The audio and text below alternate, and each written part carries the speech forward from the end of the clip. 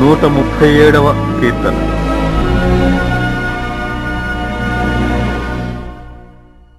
బబులోను నదుల యొద్ద కూర్చుండియున్నప్పుడు మనము సియోనును జ్ఞాపకము చేసుకుని ఏడ్చుచుంటిమి.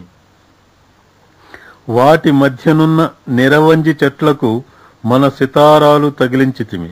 అచ్చట మనలను చెరగొన్నవారు ఒక కీర్తన పాడుడి అనిరి.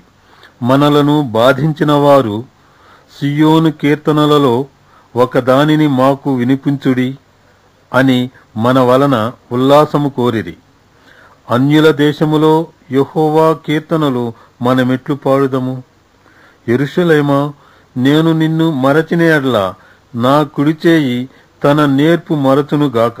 నేను నిన్ను జ్ఞాపకము చేసి కొనని ఎడల నా ముఖ్య సంతోషము కంటే నేను యెరూషలేమును హెచ్చుగా ఎంతని ఎడల నా నాలుక నా అంగిటకి అంటుకొనుగాక. యెహోవా, ఎదోము జనులు చేసినది జ్ఞాపకము చేసుకొనుము. యెరూషలేము పాడైన దినమును జ్ఞాపకమునకు తెచ్చుకొనుము. దానిని నాశనము చేయుడి, సమూల ధ్వంసము చేయుడి అని వారు చాటిరి గదా. పాడు చేయబడబోవు బబులోను కుమారి, నీవు మాకు చేసిన క్రియలను బట్టి నీకు ప్రతీకారము చేయువాడు ధన్యుడు. నీ పసిపిల్లలను పట్టుకొని వారిని బండకు వేసి కొట్టువాడు ధన్యుడు.